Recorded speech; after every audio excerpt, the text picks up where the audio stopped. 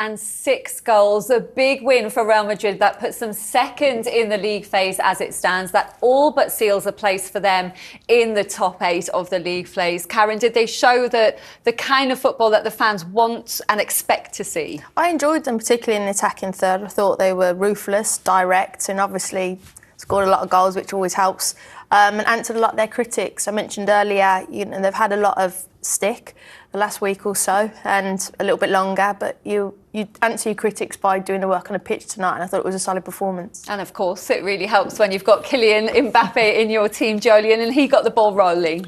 Yeah, great work down the right-hand side throughout the game, and Mastantuono, great game for him. Got on the end of the score sheet as well, but he created a bit of patience. Valverde in the box, and a great weighted pass for Kylian Mbappé just to finish it nicely. And Karen, you was very impressed with him tonight. Yeah, he was. I've got a bias, obviously, Jolien, towards attacking wide players, and obviously you got to just reward later on. But I think for him and Valverde, who played at right back and supported him, they had a right good connection on that right-hand side. But for a young man, very impressive. But for me, this was probably my favourite goal. Just a really good move, wasn't it? Yeah, really, really good. I mean, a nice little trick here from Camavinga there, coming through here.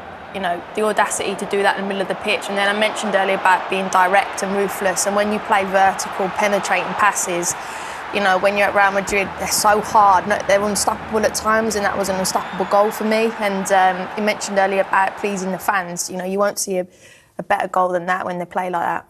And that's his 11th goal in the Champions League this season. That equals the record for the amount of goals for Real Madrid in a league phase or a group stage, equaling Ronaldo's record from a decade ago. So a really good night for Mbappe. And then you mentioned that man, Mastantuono. He was impressive all night. You said he got his rewards. Yeah. Just take us through his goal, Kaz. Yeah, I mean, look, he started brightly, and as a wide player, when you've got that confidence and you start the opening 2 or 3 minutes straight away, you're on it.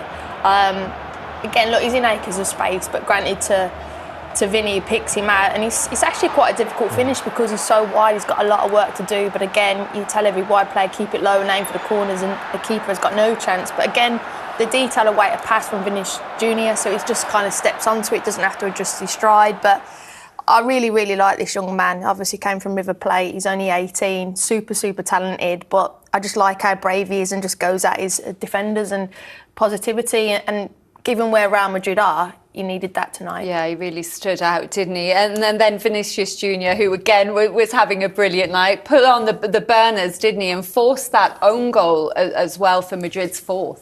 Yeah, again, great pass. As soon as they win it, and Glenn touched on it in commentary, that they played forward within the first 2 passes, and all of a sudden that just kills any kind of defence that Monaco had, and they broke so fast, driving forward, and then as soon as he looks up, he sees there's runners in the box, and there's continuation of runners all through the night, whether it's Jude or Gula, and then the defender, he can't do anything other than put it in his own net, otherwise it's a tap-in.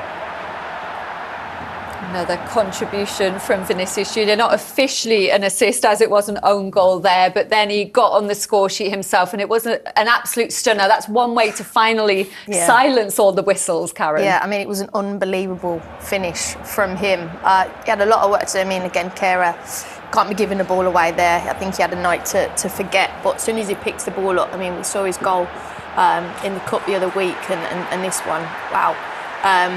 Again, no goalkeeper, put 2 goalkeepers in, they're not stopping that. But in terms of pace, and I went over and celebrated to his manager, who's obviously heavily backed him, and a lot of the teammates have, and everybody has, because he's a super talent and he's running his contract. It's coming to perhaps an end, so you want to keep your best players at Real Madrid, and he is a star, and it's been difficult, but stars always shine eventually, and cream always rises to the top, and he's super talented. You want to keep him. Yeah, those contract talks have stalled, haven't they? He feels like he hasn't been protected enough. Did that celebration there with Arbeloa show that the support he's had from the new manager has really paid dividends? He needed that arm around his shoulder. Yeah, he's definitely wanted it and needed it. You've seen his performance tonight, whether it was warranted or the criticism was valid, who knows? Because, again, I'm not privy to know how aggressive the criticism was to him, but he's definitely been praised at the right times. Tonight was brilliant performance and rightly deserves all the plaudits that are coming his way. I'm sure Real Madrid will do anything in their power to keep a player of that quality. Like I said, he's one of the world's best talents, one of the most marketable players, and they tend to have them players always in their armoury. He said he doesn't want to stay where he's not wanted. Do you think this can be sorted out? Because you get the impression after tonight's performance, they're certainly going to want him to stay now. I still think there's a long way to go, and I'm sure there'll be some more stories. And but at the end of the day, you want a player to enjoy where they're playing. You want the fans to be excited by the players that are in part of their team. So, look, tonight was good for them. Monaco got one back, but then Jude Bellingham made it 6-1 to get on the score sheet himself as well, just to cap off this brilliant night for them. Yeah, another great pass. Valverde, as soon as they win it back, plays forward. Jude, who's continuously running forward all night, and they have a great weighted pass. And Jude, as he did in his first season, showed great composure, went round the goalkeeper and put it in the empty net, and we made it look slightly easier than it was. But Jude, when he gets in these positions, he tends to finish. And cheeky little celeb at the end there. I think he's been targeted recently about his after-field activities, which surprised me to question his professionalism. He's crazy having worked with him and knowing him. So, yeah, just a little cheeky dig back. Yeah, he's been accused in some of the press that perhaps he's been partying too much. Those reports, that's his response to that, Karen. People from the Midlands have got a bit of a personality in their celebrations, haven't they, Joe? So, you know what? Again, like I say, you do talking with your feet. So you played well tonight. And now he's going to do some more talking as well, because we can hear what Jude Bellingham has to say after that win and the goal for him. He's been speaking to Phil Kitramalides. Jude, tough few days, I imagine. How tough has it been, and how much was a win like this needed tonight? Yeah, I think to finally win with a lot of conviction. I mean, we did it a couple of games ago against Betis, but it felt different today. I felt like we controlled the game, played with the right intensity from the start. So that was really important, obviously, to put us in a better position in the top 8 is really nice. And yeah, an all-round, very complete game from the team. So yeah, really pleased. As a player, how easier is it to play in an atmosphere like today compared to the one on Saturday where there were a few whistles? Yeah, a little bit different. But I've always said, the fans pay their money, work all week, and save up to come to Real Madrid games to support us. So they're entitled to say what they want. I don't think it's always very helpful for the team or for individuals. Speaking from experience now, I know it's a bit. It's not the nicest thing in the world, but of course, they're entitled to their opinion, and the way we have to react is like the way we've reacted the last 2 games. I think the second half the other day, and then the full 90 minutes today is the kind of performance that the fans want to see and that we need to deliver for the fans, but also for ourselves if we want to be successful this season. On an individual level, incredible performance from Vinicius tonight. Felt like he needed that. Yeah, I mean, it was really sharp. Looked dangerous every time he had the ball. Created loads, but for me, it's never any doubt when he has performances like that. I think he's a player who thrives when he gets love. I think you can see today when the kind of atmosphere changed towards him, he goes up leaps and bounds in his game and becomes so much more kind of joyful to watch and to play with. He starts to feel like he doesn't have to do as much. I think that's the pressure that the kind of whistles put on a player. But now it seems like he's free from those shackles a little bit, and hopefully he can continue. In La Liga, behind Barcelona, just 1 point. In the top 8 in the Champions League as well. Yeah. This is what a crisis feels like at Real Madrid. It's funny how things change, isn't it? A couple of days. It's a funny game, isn't it? It's very fickle at times. Things are up and down and up, and I think the key is to remain neutral through it all. There's going to be moments when you feel like you're on top of the world and you've got to tell yourself you need to do more, and then there's times where you feel like you're at the bottom of the world trying to hold it up, and you got to tell yourself that you just got to keep going and do the right thing. So I'm sure it will continue to go like that at points in my career, in the career of all my teammates, but for now it's nice to be on a bit of an up, and hopefully we can carry on. Finally, you scored today. Did, yeah. What was that celebration all about?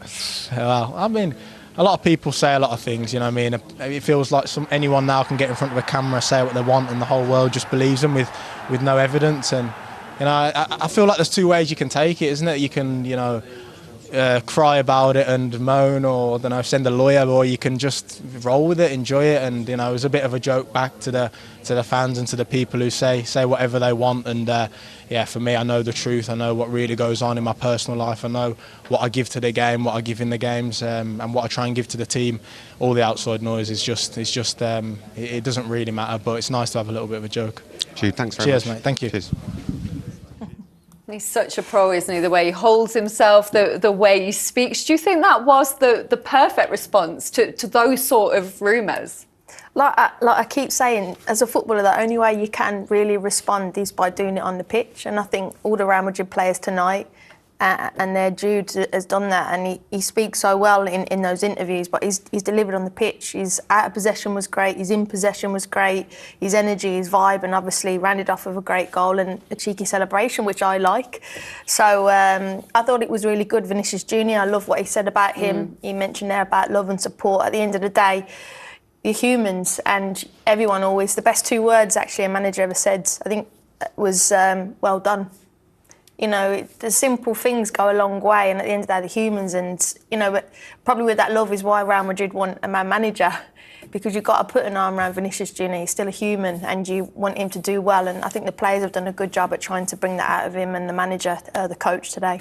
And with Vinicius Junior, clearly is a player who needs that love, and Arbeloa has reacted to that. Yeah, we often talk about how important confidence is and belief. And once you give a player that, I don't know any player in the world, in the history of the game, that doesn't want to perform well when they're given them things and they have them things. So the fact that he's been given that tonight, and like I said, a little bit of shackles, freedom to play, it's a perfect combination for someone, because someone that talented and with the Maverick style, you can't necessarily contain. You have to let them be free spirits, and the players around them will understand that the requirements that they have as an individual, he probably wasn't have, because he's able to create moments of brilliance out of nothing. So they respect that at any given time he can win them the game, which allows him probably not to have the same defensive work rate as others. And it's been carnage, it's been chaos for them.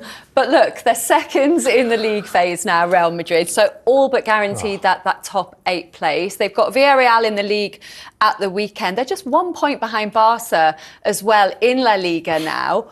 This could still turn out to be a brilliant season for Real Madrid. But again, Jude just mentioned it in his interview. It's like things can turn, like a week in football is like a month in real life. So much can happen in a short space of time. And he mentioned it there. It's great. Don't get too high, don't get too low, and stay together as a team. And you're right, they're in a strong position despite what feels like a very chaotic and turbulent time at the moment.